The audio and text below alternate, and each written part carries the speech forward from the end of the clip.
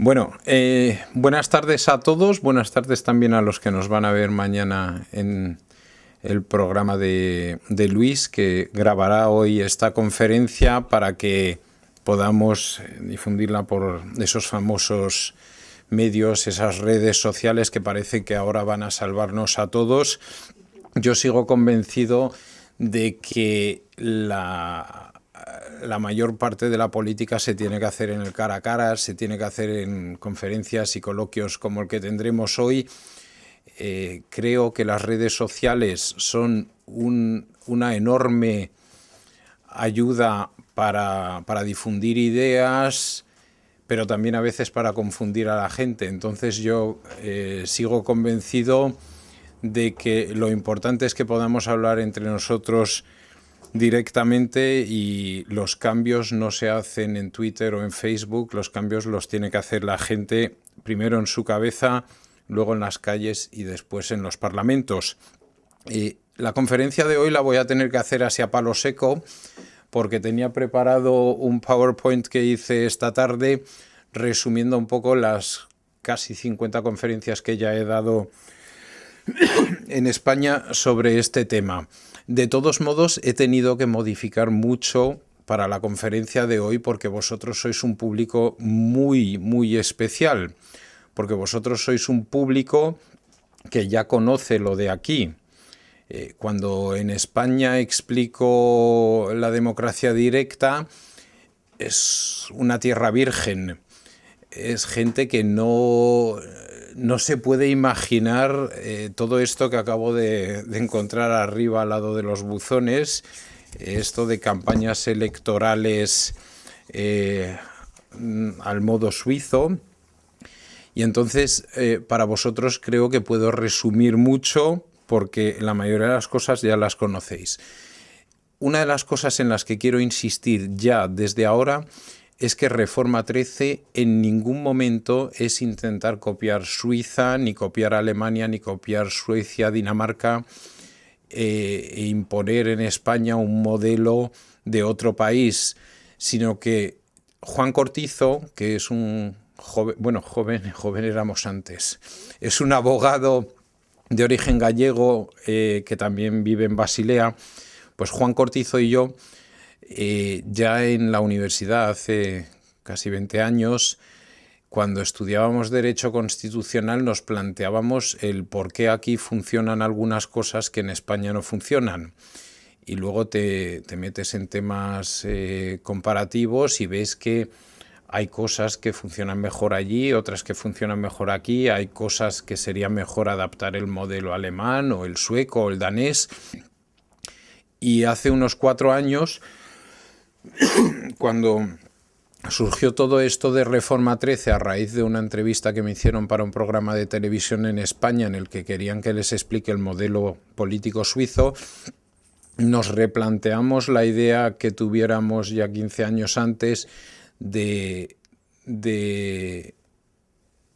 poner por escrito una propuesta de reforma constitucional para España, basándonos en la Constitución Provisional del 78, apreciando lo que ya tiene, desarrollando muchas de las semillas que ya están plantadas en la Constitución del 78 e incorporando un poco el best of, un poco lo mejor que íbamos encontrando de otras constituciones para seguir desarrollando la Constitución española. El otro día en una conversación en Facebook me escribía un amigo. En Facebook hoy en día todos somos amigos, pero este sí que es un amigo que realmente conozco también en la vida de carne y hueso. Me escribía que cómo se me ocurre plantear una reforma de la Constitución. Y yo le decía, es que tu WhatsApp en el móvil o tu Facebook en el móvil, cada pocos meses te manda un update, te manda un programa nuevo, mejor que el anterior, para que funcione mejor esa aplicación. Tu coche, sobre todo si es de Volkswagen, lo llevas cada 2 años a la ITV, para que siga funcionando bien. Las chicas entre vosotras vais todos los años al ginecólogo para ver si seguís bien. Todos nos controlamos los dientes cada 2 por 3. Y algo tan importante como la Constitución, creíamos que se hizo deprisa y corriendo en las circunstancias que se hizo y que podía durar para toda la eternidad. Lo que quiero decir desde el primer momento es que yo tengo un altísimo respeto por la Constitución del 78 y sobre todo por los que la hicieron en las circunstancias que la hicieron. Yo creo que es lo mejor que se podía conseguir en aquel momento. Hay mucha gente que me dice, pero todo esto que propones tú ahora, ¿por qué no se hizo ya en el 78? Pues porque en el 79 hubiéramos empezado a pegarnos tiros otra vez. De hecho, bueno, en el 81 no anduvimos tan lejos de volver a probarlo. Antes de entrar ya en la materia, quisiera agradecer al Ateneo Popular la posibilidad de dar esta conferencia hoy aquí. Yo solía venir con cierta frecuencia por aquí hace más de 15 años, cuando todavía tenía un poco más de pelo y tenía incluso más ilusión que ahora, aunque ahora hay gente que dice que esto mío necesita mucha ilusión y que soy casi un utopista. Y recuerdo con mucho cariño las horas que he podido pasar aquí, las que he podido pasar también en lugares de encuentro españoles como el Rincón Español en Basilea, que tienen en común que ambos están en un sótano. Tienen en común que es un lugar al que acuden muchísimos españoles y lamentablemente no hemos prosperado tanto. Vuestra institución existe desde hace casi 50 años y ha visto entrar en este país miles y miles y miles de maletas españolas, pero no de las que traen billetes y sobres, sino de las que traen desesperación de allí y esperanza para poder vivir aquí mejor. Hoy he podido conocer aquí a una compañera de Marea Granate y me alegro muchísimo de conocerla, pero me da muchísima pena tener que volver a ver a miles de españoles que emigran igual que vosotros hace 50 años. Yo creo que eso demuestra que en nuestro país de origen algo va mal. Algo va mal si cada 20 años te tienes que deshacer de 1 millón de ciudadanos. Y por eso creo que tras la ITV o el examen ginecológico que le hemos hecho a la Constitución, hemos constatado de que hay cosas que no funcionan hoy por hoy. Cuando yo empecé a contar esto hace 4 años, sonaba chino. O sea, hablar de una constitución, de una reforma constitucional en España hace 4 años era casi blasfemia. Era una cosa que decían, ¡buah! Pero es que... De hecho, bueno, ya en los años 90 algunos hablaban de reforma constitucional y se decía, no, porque entonces se va al País Vasco y los etarras y no sé qué. Y era como que estaba secuestrada la Constitución y no se podía abrir el melón. Era literalmente... Claro, es que si abres el consenso del 78 se nos va a ir todo de las manos.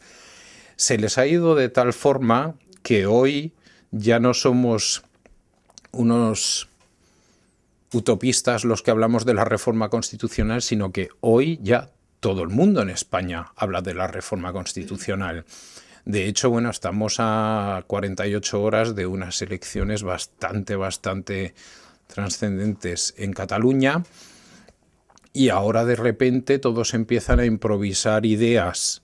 Yo creo que muchos de los problemas políticos que tenemos hoy en España no los hubiéramos tenido y hubiéramos salido antes de la crisis si hubiéramos empezado a replantearnos nuestro modelo político hace, por ser generoso, diré hace 5 años. En realidad deberíamos de haber empezado ya hace 15 o 20.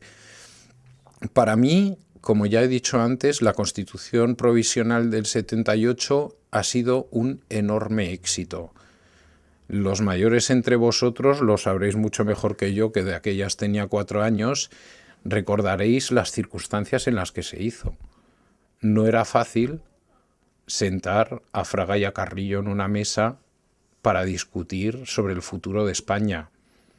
Recordad que los que escribieron la Constitución del 78 era gente que 30 años antes se habían estado pegando tiros con fuego real.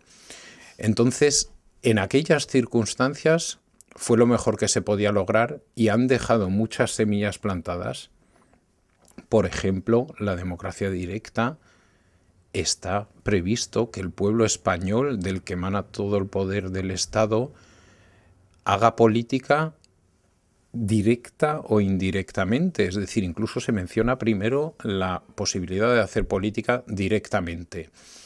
De hecho, existe la posibilidad de hacer referéndums e iniciativas populares en España, aunque es más bien simbólico. Prueba de ello hemos tenido en los últimos años con alguna que otra iniciativa popular, y yo creo que ha llegado realmente el momento, con mucho retraso, de actualizar la Constitución española. Para mí, el momento ideal hubiera sido a finales de los años 80, sobre todo a partir del año 86, en el que en España la democracia ya estaba medianamente consolidada. España ya estaba en lo que hoy es la Unión Europea, de aquellas el mercado común europeo. En aquel momento en España ya el ejército estaba medianamente domado y bajo control civil. Ya se habían constituido todas las comunidades autónomas, que es una de las grandes lagunas que deja la Constitución del 78. Y además estábamos bajo tutela y control del mercado común europeo, de la Unión Europea. Es decir, no había ya tanto riesgo de volver a las andadas, y además estábamos todavía con la ilusión de los primeros años de la transición, y estábamos con el dinero del Wirtschaftswunder español, es decir, del milagro económico español, y sobre todo la Unión Europea de aquellas solo nos tenía a nosotros y a los portugueses como huérfanos, es decir, que nos podrían haber apoyado en esa segunda fase de la transición, cosa que luego, al caer el muro de Berlín y entrar muchos hermanos del Este, hubiera sido un poco más difícil, porque bueno, la madre Europa al final no tenía más pechos y tenía más gente que amamantar. Entonces, por eso yo creo que se ha perdido una gran ocasión a finales de los 80, sobre todo teniendo en cuenta que de aquellas todavía había mayorías absolutas que lo podrían haber hecho. Pero en aquella época el milagro económico nos hizo creer que todo estaba bastante bien preparado, que todo iba a funcionar bien. Fue una época en la que hicimos muchísimos avances en materias sociales, en materias económicas. Eso hay que reconocerlo, porque hoy en día parece que todo ha sido malo, y no es así. O sea, hemos vivido los mejores 35... Sí, porque los últimos no han sido tan gloriosos, pero vamos, hemos vivido las mejores 3 décadas de España en muchos siglos, pero nos ha parecido suficiente el desarrollo económico y social, y nos hemos olvidado del desarrollo de nuestro sistema político, que, como decía antes, tiene bastantes déficits. Nosotros inicialmente, bueno, Juan llegó un poco más tarde al proyecto, cuando ya desarrollamos el segundo libro con la propuesta concreta. Yo inicialmente, en aquel programa de televisión, solo y exclusivamente me preguntaban que cómo funciona Suiza. Algunos de vosotros habréis visto el programa, es bastante conocido en España, con Jordi Évole, que es un periodista catalán que hace un programa que se llama Salvados, Y cuando expliqué allí cómo funciona Suiza, la gente en Twitter y en Facebook empezó a alucinar, empezó a decir, esto es increíble, ¿cómo puede ser? Me escribían, me reventaron la cuenta de Twitter, de hecho. Pasé de tener 300 seguidores a tener 3.500 en una sola noche. Y la gente tenía muchísimas ganas de saber. Y a mí me alucinaba un poco las cosas que a ellos les sorprendían. De hecho, en el propio programa, a Jordi también se lo digo, lo que a mí me asombra es las cosas que a ti te asombran. Porque es muy curioso que estemos a 1 hora de vuelo de Barcelona, a 2 horas de vuelo de Madrid, y parecía como que Jordi Évole había descubierto un pueblo feliz en el Amazonas. Y digo, no, si esto está a la vuelta de la esquina, y además, en principio, en España esto se sabe y se conoce, pero no se sabía y se conocía tanto como yo pensaba. Luego, después de esa fase en la que querían que les explique cómo funciona Suiza, me escribió un editor de Andalucía y me pidió que escribiera un libro para explicarlo, porque le había gustado cómo lo expliqué en el programa, pero claro, eso era muy, muy breve, muy reducido, y me pidió que escribiera un libro explicando el sistema político suizo. Esto me lo pidió en octubre y quería sacarlo para Navidad. Y yo le dije, no, esto es totalmente imposible. Además, vamos, el castellano es mi tercer idioma. Yo nunca en la vida me había planteado escribir un libro y no hay tiempo. Pero bueno, al final me convenció por teléfono y antes de colgar el teléfono me dijo, bueno, te tengo que decir que para los editores Navidad empieza alrededor del 5 de diciembre y antes hay que imprimirlo. O sea que ya me pilló un poco entre la espada y la pared. Fui a Madrid a reunirme con él y la noche antes de reunirme con él en casa de mi tía me dio un poco un ataque de pánico. Digo, ¿cómo escribe esto ahora aquí en menos de 2 meses un libro sobre el sistema político suizo? Y en ese momento recordé una de las tragedias que vivimos todos los hijos de migrantes, que en España somos suizos y en Suiza somos españoles, y dije, bueno, pues de ese defecto voy a hacer una virtud, y fue cuando se me ocurrió cómo se puede explicar Suiza a un español, y es cuando escribí este libro que tiene una portada un poco curiosa, porque soy 2 veces yo. Es el ciudadano español Daniel Ordaz que le pregunta al abogado suizo Daniel Ordaz cómo funciona Suiza. Es una forma literaria novedosa. Yo no sé si existe algún otro libro así en el que alguien se entrevista a sí mismo. Es el sueño de cualquier político, porque siempre sabes lo que te van a preguntar. Y es el sueño de cualquier periodista, por supuesto, porque siempre sabes que te van a contestar. Pero tiene muchísimas ventajas, porque la ventaja es que a veces Daniel Ordaz, el español, hace preguntas un poco naif, un poco ingenuas.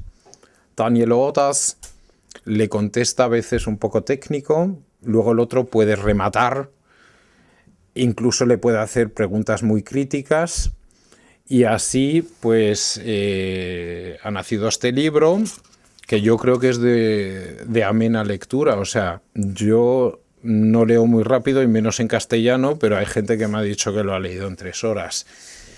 Esta fue la primera fase, ¿no? Aquí solo se hablaba de Suiza. Luego la segunda fase es cuando la gente empezó a darse cuenta que yo soy español, porque al inicio la gente pensaba que yo era un abogado y semipolítico suizo que chapurrea algo de castellano, pero no caían en que si Ordaz se pone con tilde en la A se convierte en un apellido español. Y cuando se dieron cuenta de que soy español y que conozco el sistema político español bastante bien por mi actividad en partidos políticos en España, entonces me decían, ¿por qué no comparas entre Suiza y España? ¿Por qué no nos explicas qué diferencias hay, no solo qué cosas hay en Suiza, sino qué diferencias hay entre España y Suiza. Y luego ya entramos en la tercera fase, que es cuando en discusiones en Twitter y Facebook surgió la idea de hacer una propuesta concreta para reformar la Constitución española. Es una osadía esto en España. De hecho, en España, bueno, el que un ciudadano plantee un tema político fuera de un bar y que vaya más allá de decir cuáles son los incompetentes y cuáles son los super guay, no está previsto. No está previsto la participación directa, el que alguien tenga la jeta como yo de mandarle una carta a todos los diputados del Parlamento. Cosa que hice, por ejemplo, cuando quisieron cerrar el consulado de Basilea, que de hecho ahora ya lo han cerrado, y solo me han contestado 2 diputados. O sea, eso pasa en Suiza y no vuelven a aparecer en una lista. Pero bueno, son cosas que de momento todavía son distintas en España. Entonces fue cuando me puse en contacto con Juan Cortizo y dijimos, bueno, vea, pues vamos a hacer una reforma constitucional. Al fin y al cabo, tampoco perdemos nada. Queda un libro para nuestros nietos y si cuela, cuela. Reforma 13 la escribimos en 2012, pero como éramos algo pesimistas y conocíamos España, dijimos, bueno, esto como mucho nos harán caso a lo largo de 2013, por eso se llama Reforma 13. Estamos en 2015, ya muy a finales de 2015 y todavía algunos no se han enterado de la necesidad, aunque sí que hubo muchos adelantos, sobre todo en el último año. De repente a todo el mundo se le ocurre que se debería de reformar la Constitución, de repente surgen temas como el federalismo, que parece que es una cosa que lo descubren ahora, lleva existiendo casi 200 años o más de 200 años. Y entonces es cuando escribimos el segundo libro. El primero se llamaba España se merece democracia directa y este segundo es España se merece una reconstitución. Es un libro mucho más técnico, pero no es un libro científico. Evidentemente la Constitución no se puede reformar como lo hemos hecho nosotros. O sea, nosotros hemos cogido la Constitución actual y hemos empezado a tachar cosas, introducir cosas nuevas, porque nosotros lo que queremos es proponer 6 puntos claves de debate, que ahora mismo os mencionaré. Y claro, no podíamos desarrollar leyes orgánicas, no podíamos modificar puntos de la Constitución porque hubiera sido un macro libro y además nadie se lo hubiera leído. Entonces hemos dicho, bueno, si tuviéramos que modificar la que hay ahora mismo tal cual, ¿cómo se podrían introducir nuestros 6 puntos? Una de las ventajas que tiene este libro es que en la parte de atrás lleva toda la Constitución actual española, con nuestras modificaciones. Y me dijo un librero en Granada, dice, gracias a ti he leído por primera vez la Constitución española. Una cosa que, por ejemplo, también le vendría bien a algunos políticos que tienen cargos tan importantes como presidente del gobierno y que hace 3 días ha demostrado que no la conoce, a pesar de que, según él, la defiende a capa y espada. Pues así ha sido como hemos llegado a atrevernos a proponer una reforma constitucional.